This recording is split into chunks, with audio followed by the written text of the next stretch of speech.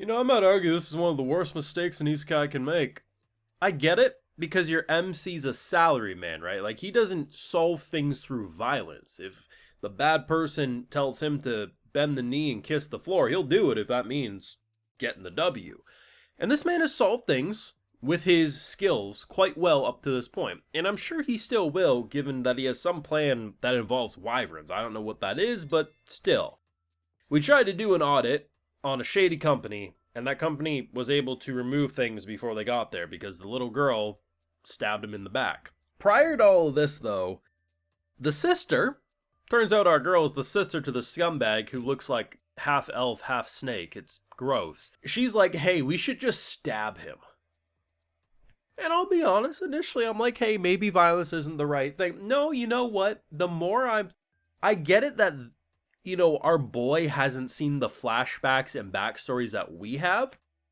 But when you see him beating children, and he literally just randomly barged in on a random family and said, I need your kid. I need a servant. Casually kidnapped. Beating people, beating her. And it's like, some people, especially if you're in another world, probably shouldn't continue.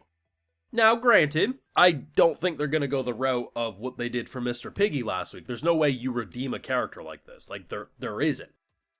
But he potentially could get locked up. And he probably will get punished, or at least I hope. But, to let this man not only get one up on us, but to get screwed over, like, my boy, you are smarter than this. I'm hoping, because initially when the kid came to us, I said to myself, she's a spy. And then he got like super like, you know what, she's cute, she needs help. And honestly, he was innocent about it. So I said, okay, you know what, if they're gonna go this route, sure, why not? And no, she stabbed us in the back. And I get why, out of the fear, like put in her shoes, a lot of people would do the same thing. But at the end of the day, she did have pretty clean feet, and her hands didn't look that, like, ragged, and she was, I hope he noticed that, and maybe this betrayal was part of it, but I don't think so. I don't know. He fumbled here, but if one thing has been proven in the show is that when Uchimura falls, he gets back up better. But if they let this man walk free, which they might, give him that, I don't know how the crime of, tampering with money and accounts and stuff works, but this man is, like, literally a physical abuser. Like, this dude does... The sister was right. Stab that bitch. Probably won't happen, but... we're gonna deal with wyverns. Maybe he could get ate by them. That's all I'm saying. Of course, you want to see my full thoughts on these episodes and support my work, we got the full live reactions over on Patreon, if you're so interested. So, I like this episode a lot, but it is frustrating. It is a frustrating episode because... we had a pretty massive W last week, and the next situation deals with auditing. And to be honest, what I thought happened at first, because I was like, oh, they're just smarter than we thought, was that they moved shit the day, like literally they interacted with each other.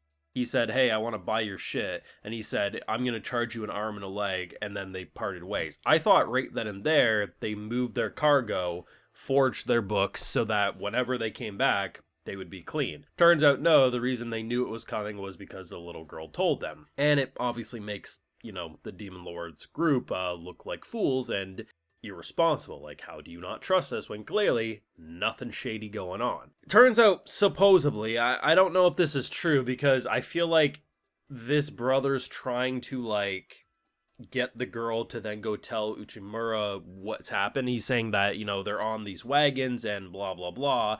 Also, your parents are there. That very much felt like a threat, like, don't screw me or your parents are gonna die. I'm not sure where they're going with this. And that does have me excited because, like, the plan being, like, our girl comes in, Umandra comes in and says, hey, I'm so glad there was only 30 of them. And I'm like, what the how can you casually say that, like, if it was any more than 30, I might have had to put up a fight, but I'm glad it was under 30. It was like swatting mosquitoes. Like, that's basically the vibe she gave off. She brings one back. Maybe you're gonna use it as, like, an attack. Like, I could see maybe this happening. Him pretending that they're getting attacked by wyverns. And the guards or whatever fleeing for their life, abandoning the cargo.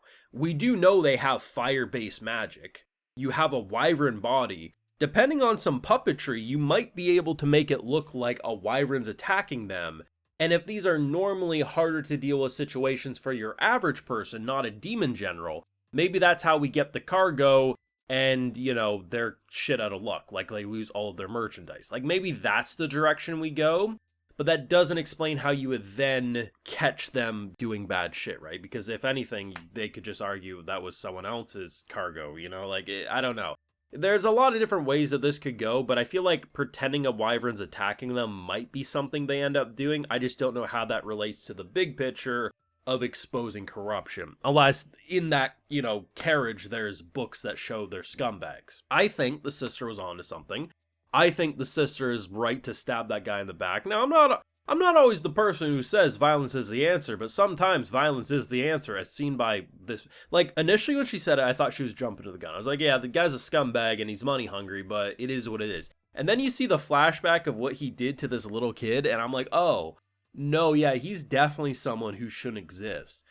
I hope at the very least he gets life in prison, man, because this dude has clearly been up to some very, very bad shit, and I don't think a person like that deserves redemption. And it's hard to imagine them being able to pull what they did last week with the pig, because the pig at face value seemed scummy, but once we got into his backstory, we realized he was actually a lot nicer than he was. This is a situation of he's beating children and families, and kidnapping, and probably doing sexual shit too, because I mean, they already confirmed in this episode that people were being sold off as slaves, and it's not looking good for him. Like, the evidence is pretty damning, I ain't gonna lie, and while the audit didn't go according to plan, it still led for some pretty good drama. It's interesting though, because at face value, it's making it seem like our boy was completely caught off guard, which doesn't seem like him, but I guess we'll see where the arc goes by the end.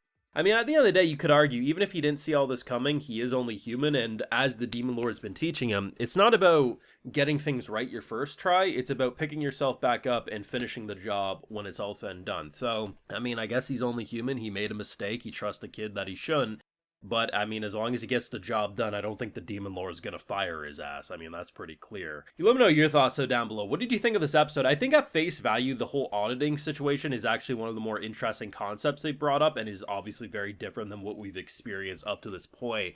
It's just frustrating, man, because, you know, I thought she was a little unhinged when she said it, but it turned out the sister was right. We should have killed him. It's a fatal mistake. It's the worst mistake an Isekai can make. We got screwed over hard, and a scumbag's laughing to his payday right now.